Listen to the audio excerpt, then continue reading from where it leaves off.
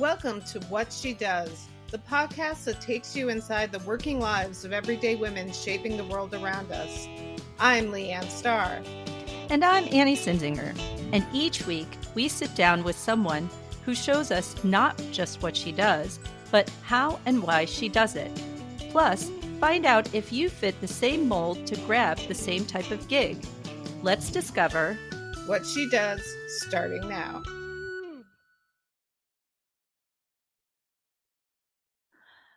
Today's guest has spent nearly 30 years turning one of education's most daunting challenges, data, into something schools can actually use.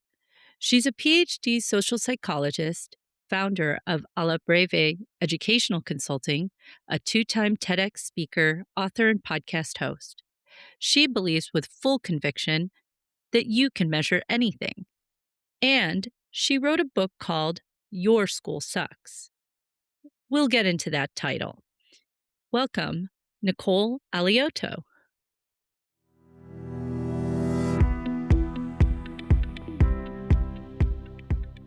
So, hi, Nicole. Hi, thanks for having me. Nicole, your company is called Alla Breve, which is not an obvious name for an educational consulting firm. What's the story behind it? The name of my company is Alla Breve, which is the musical term for cut time. There isn't a lot of time in schools to do that work because schools are busy doing the things to support students. And I'd rather do the math and do those shortcuts so that teachers and administrators can do the hard work that has to be done on a day-to-day basis. Nobody wants to sit behind a computer and crunch numbers all day. They want to be there working with children. So, tell me a little bit about how you progressed from being an educator to being a sort of a CEO of your own company. I got into the education space from the social psychology field, but I applied the organizational change interest into the education space. So while others might take that interest in attitude and behavior change and transforming an organization to a company, I love school. I came from a family of educators, and I applied that into the school settings. I went from the higher education industry into a K-12 industry.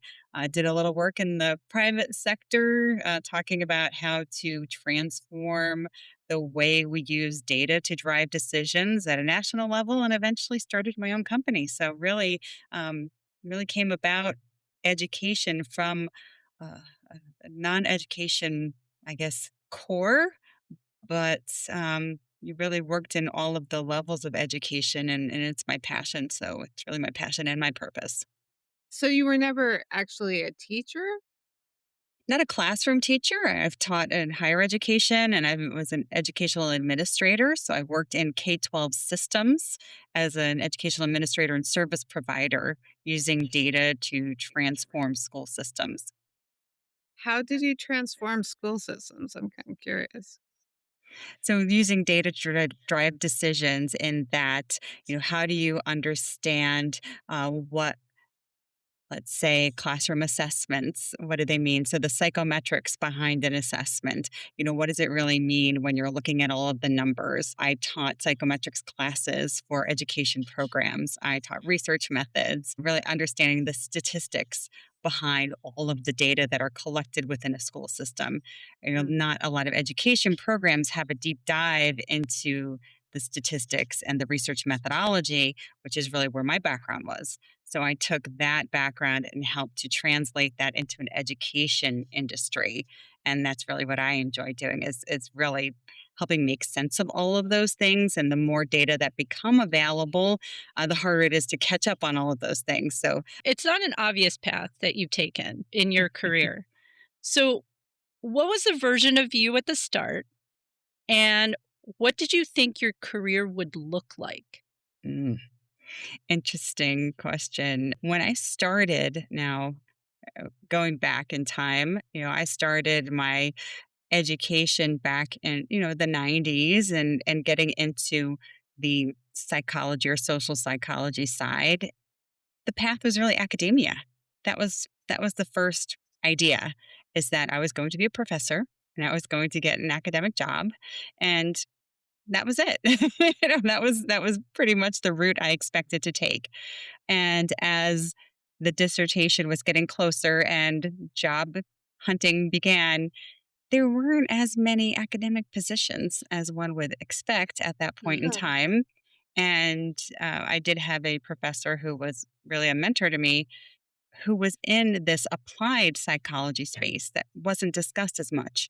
But I saw what he was doing and I just loved it. I thought, that's really what I see as transformational, impactful, that was fun. And he was a vibrant person and everybody wanted to be around him. He was the type of person who, nobody wanted to go to class at 8 a.m., let alone 8 a.m. on a Friday, the day Oh, after the no. parties.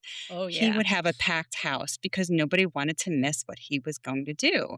So that's the kind of person as a professor and as a professional that I really wanted to emulate. And so that really gave me an inspiration that, there's something beyond academia that was a viable option. So as I started to explore career paths, that gave me an idea that I could do something else. And that's when I got into the applied work in in this social organizational path and chose to really focus on, this work in education. So I was talking to Annie about this earlier. When I was in school, I had a terrible physics teacher. He was terrible. And one day someone came in to observe him.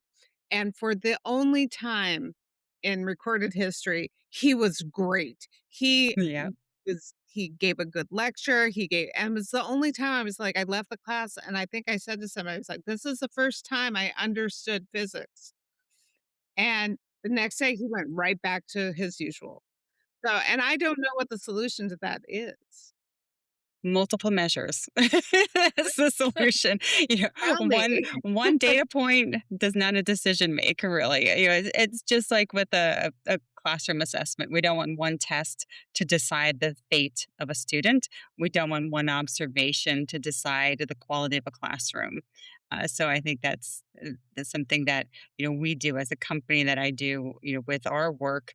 We want to understand what is the truth that's happening, and as the more data points you have that are quality data points, the more the more we get to not the absolute truth, but we can reduce the error in our measurements and we can get closer to what the actual reality is. And so we would have a better representation of what that teacher's quality was if we had more data points to look at, more observations of what was really happening, or and maybe not more observations, but maybe we had some focus groups or surveys, feedback from students to find out what their perspectives were of what was happening in the classrooms. Oh, that would have been really helpful. That would have Hmm. helped. No one talked And to we do us. that too, right? Asked, but Yes, the student voice is so valuable. That's one of my favorite parts of our work, is hearing from the students, because it's typically unfiltered and the most very, very real. so you did mention community impact. What is the community impact right now for your company?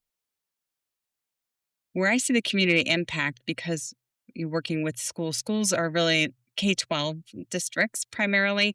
They're largely the ones that we work with tend to be small to mid rural or underserved school districts. And when you look at school districts that are fewer than 3,000 students, K through 12 or pre-K through 12, they're small communities. They tend to be more isolated. Their staff wear multiple hats. Everyone knows everyone, and they're really a hub for the community. And when the school succeeds, everyone succeeds. So I see the districts that we serve, if we can help those schools be successful, their communities are successful. So that's where I really see a community impact. Not to mention they are, public school districts, so they receive funding from their communities. So there's that angle of it as well. But it really comes down to, if the schools are successful, really the communities can be successful. And beyond that, the students will be successful in their next phase of life as well. You talk a lot about data and measuring everything or anything. How do you make it feel real and useful for people who don't understand data? Sure. Well, pretty much if you are anywhere, measurement is everywhere. You so when I say you can measure anything, it's really if you have a goal in life, if you are, you don't even have to have a job in a school, but you can just have a goal for yourself. There's something measurable about that. Yeah, I use that example of you start the beginning of the year with a New Year's resolution of sorts, and you're going to have a variety of goals, and each one of those goals that you set for yourself can be broken down into a measurable component. And it might seem like it's a really lofty goal, like I want to increase my wellness this year. Well, wellness is a big goal, but what does wellness mean Mhm. to you versus what does wellness mean to me? And if we can start breaking that down into measurable components, and that's part of what my book does is it breaks it down because for you wellness might be something very very different, Mhm. and we don't want to use the same definition if it has different meaning. Otherwise then we won't accomplish that for what we're looking for. So we want to take these kind of lofty terms and break it down into these very discrete pieces so that if we can define it we can measure it, if we can measure it we can achieve it. So if that's kind of the mantra throughout the book. And that's why, whether it's for your personal use, whether it's for a school, which is again what I wrote the book for, or Right. whether it's for, your volunteer work or for your private company, it's the same idea that there are these ideas, whether it's satisfaction, wellness, belonging, trust. There are these areas that we want to accomplish, these outcomes we want to achieve, and we are always looking to collect data in order to make sure, did we get there, did we reach our goal, did we accomplish what we say we're going to do.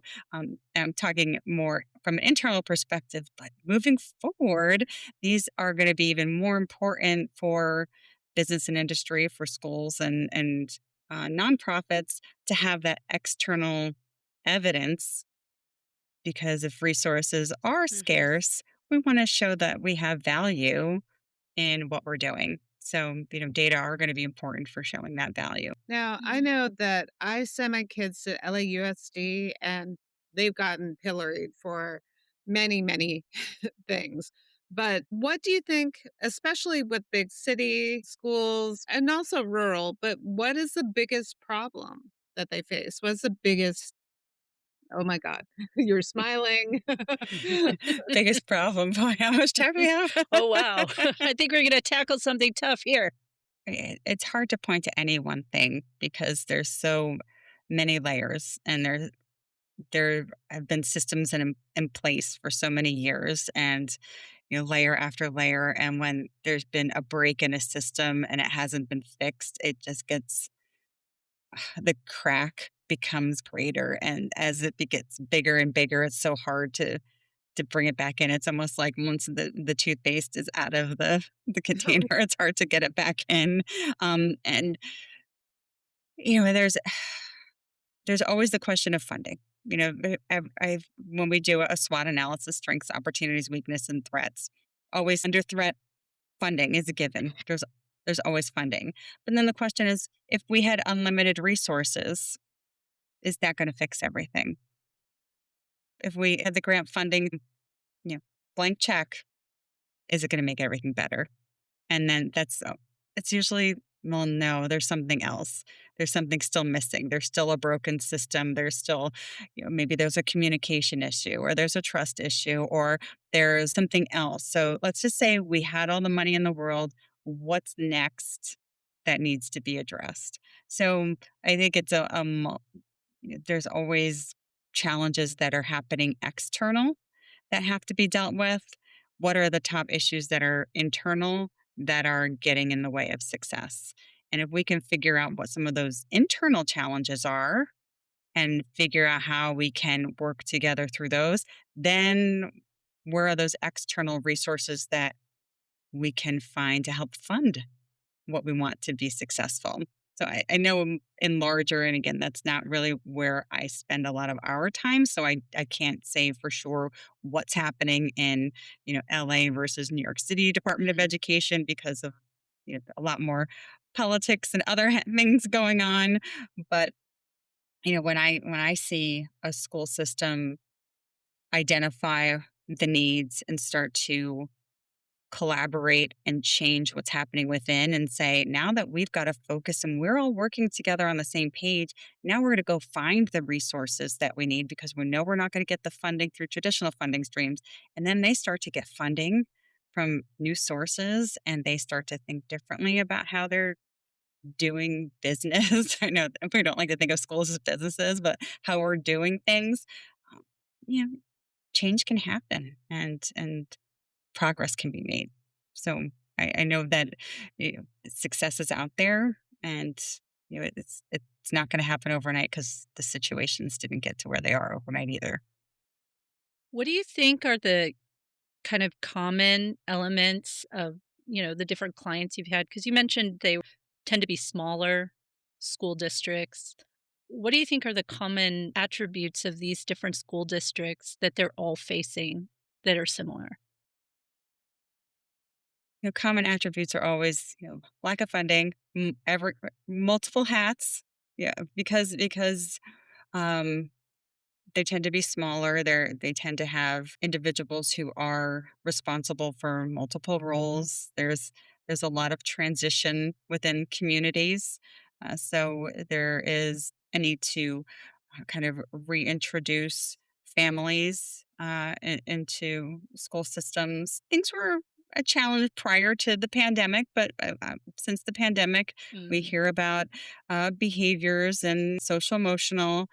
We hear about that for the students, but I think more and more there's recognition about educator well being.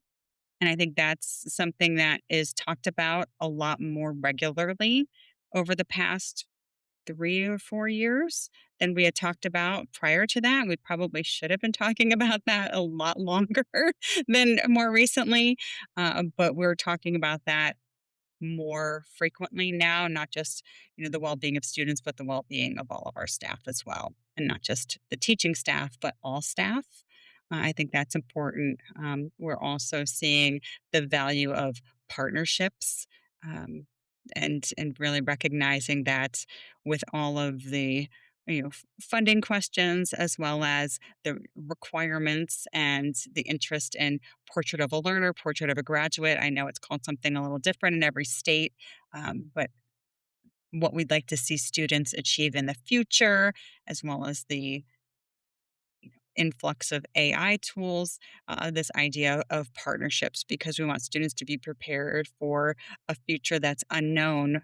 And with limited internal resources, we need to think about things differently and we need to partner with others who might have a different take on things. Since you did mention AI, Mhm. and it's been that is such a hot button topic. I know for our Mhm. school, especially because kids are now doing their essays through AI. They are turning in homework that is like AI generated. And I don't know what the workaround here might be because AI is getting so good. I would not want to be a teacher having to grade these essays that are coming in. So, is there a solution? What do we do about AI? I've been to a few conferences lately and a lot of great speakers who are talking about it and how to effectively use it and engage students.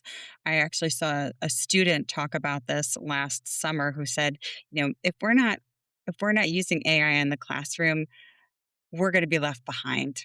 Like the student was saying, we need to be using this in the classroom because it's out there.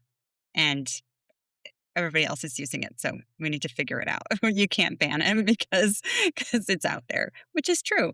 How do we incorporate it effectively? And I've also seen, I've seen it used for submitting papers. I've seen it used for grading papers. So at what point Mm. does AI now become the system?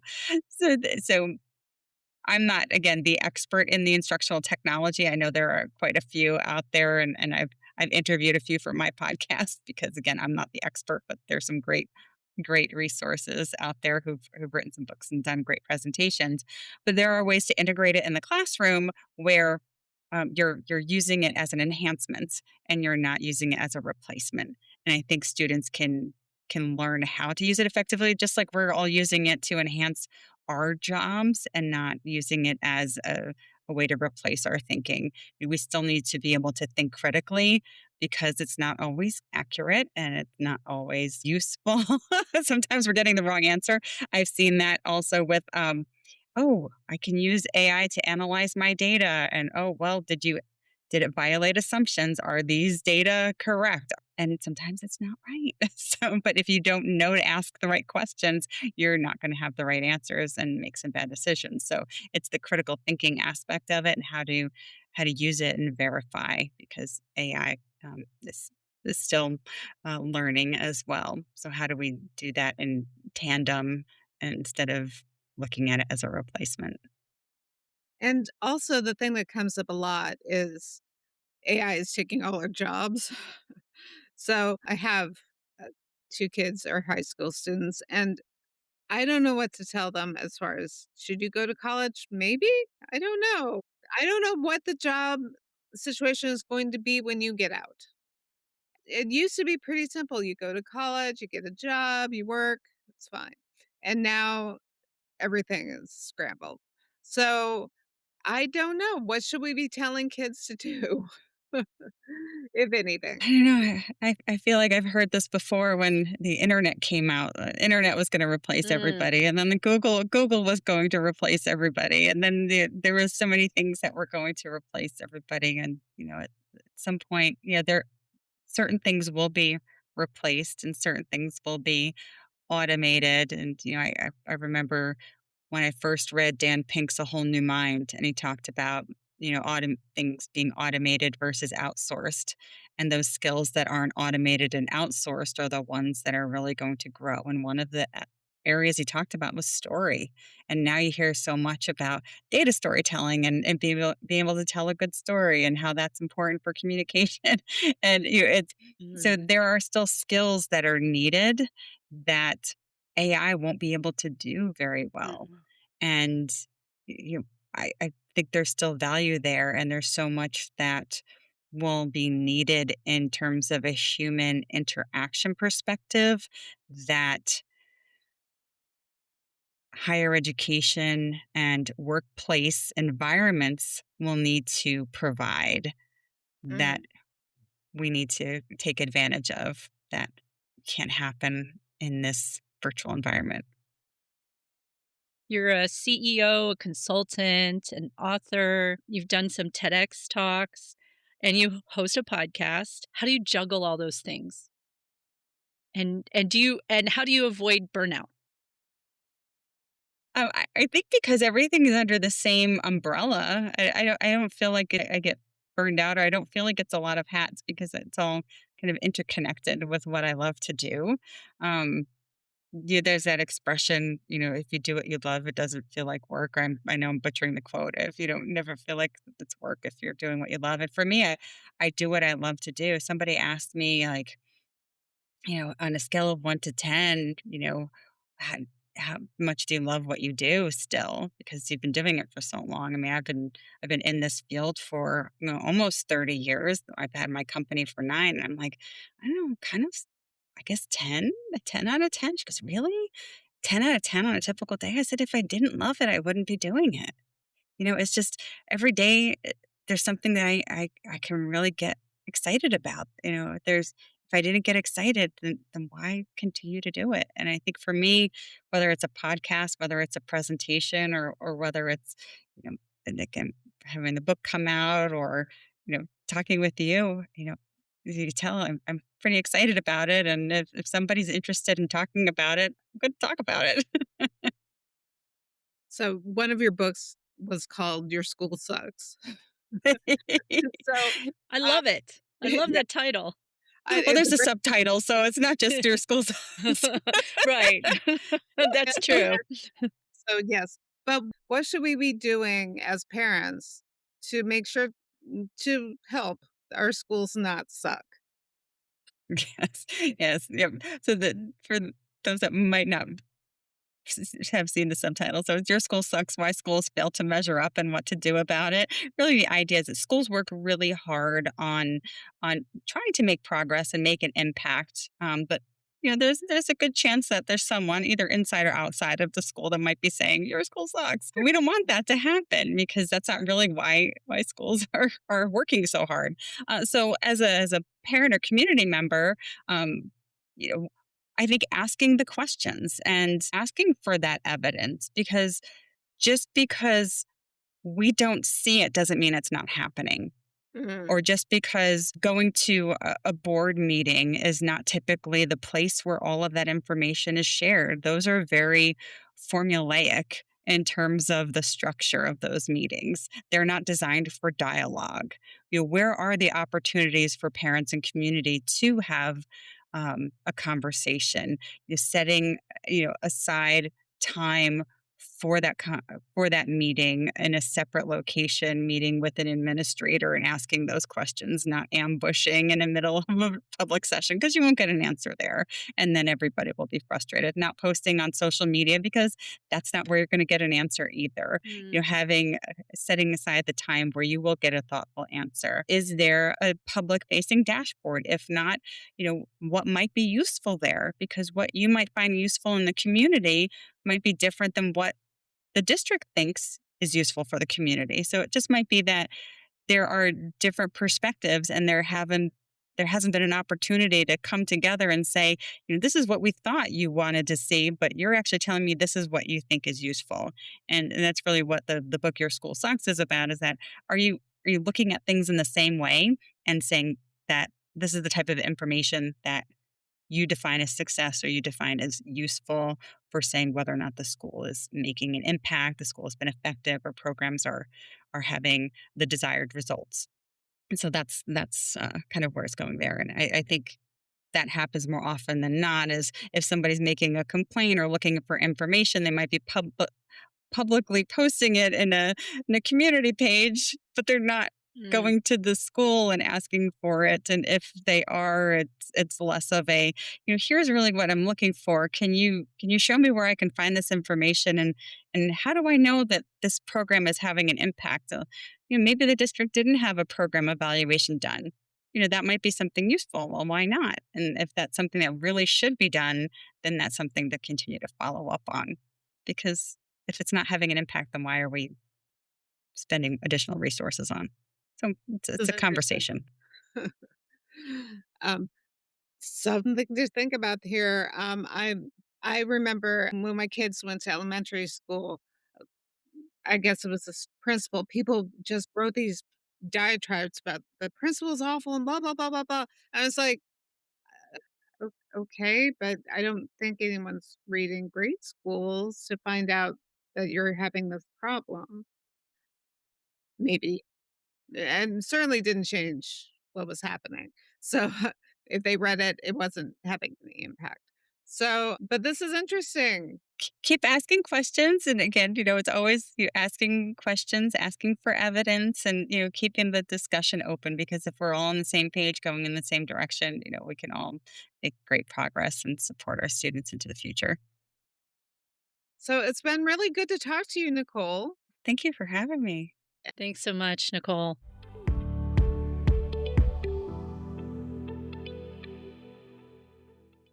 So, we're going to talk about Nicole and what it takes to be a professional consultant. Her path was not obvious. No. And it's You know, also she actually has a bunch of different hats because she's a CEO, she's an educational consultant, she's a bunch of things. well, I mean, I think the key thing here, though, is her passion lies in getting people to understand how to storytell with data. And Mm, that's a very hard thing to do. I mean, a lot of people have trouble understanding data yeah. and then to turn around and be able to take that information and turn it into some actionable steps. That's Yes. basically what she does. She helps particularly small and rural schools understand the information they have and then help them strategically try to make things better. Yeah. Which, I I do not envy her because it seems like there have been so many cuts to education. Right now, the answer seems really simple, like more money, but it's not that simple. No, she talked about the fact that it's not just about having funds. I mean, you can have all the funds in the world, but if you're not using them well or you Yeah. don't know how to direct them, then you're never going to reach the goals that you have. But No. I do think, she focuses on K to 12 schools. And I think the other thing too is that is very different in a big city versus a small and rural town or Yeah. small cities, the amount of money that's available.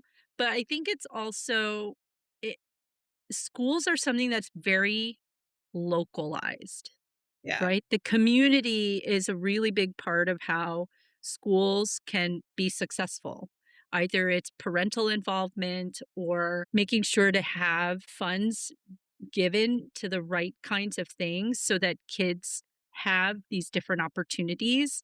I Yeah. feel lucky that my kid is in the school district she's in Mhm. because there are parents who actually care, and then they also can provide the funds to make things possible, like arts and music, and some other places don't actually have that opportunity. So, what do you do when you don't have the funds? How do you make it happen?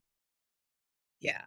And I mean, my kids go to what is a well-funded school within LAUSD, but I know there are schools that do not have funds and do not help people who are probably underprivileged or do not offer the kind of help that they need. Yeah. I think um, for her role, I mean, just even being in data analytics, I mean, you have to have at least a bachelor's degree. Yeah. And it helps to have a master's degree in education because of the field you're in, obviously. But I think even more, you get paid more if you have a doctoral degree with a specialization, so you can easily consult. You have expertise in a particular area. So I did find that types of educational consulting happen in a lot of different areas. Higher education, K to 12 school placement. You can do curriculums, and then educational technology is a huge field to be consulting in. So Yeah. there are a lot of avenues, which is great. Yeah. That's true. And you can get paid really well. Yes. The pay is good. The pay is really Well, good. The I schooling it takes a long time, but yeah. but I think the thing that shocked me the most was if you can get a salary, you working for a company, Right. but if you contract, if you're really, really specialized and have an expertise, I saw a I saw a range of, like, $65 an hour, which is pretty standard, I think, for, consulting, Mhm. to $1,250 an hour. Good God. Yeah. Wow. That can you imagine? That's good. That is very good. So, all that schooling pays off. The job outlook is good, and, Yeah. it's about 4% over the next several years, so a lot more people needing to be consultants in these areas, Yeah. and apparently driven by the need for educational tech implementation. Mhm. Now, Yeah. she doesn't do specifically educational technology, but uh, I still think, the strategic planning and understanding the data is probably the most fundamental because you have to know how to apply the information you have to Yeah. whatever it is you're trying to achieve. Thanks for joining us today. That's what she does, and maybe what you could do too. If you like what you heard, make sure you follow What She Does wherever you get your podcasts.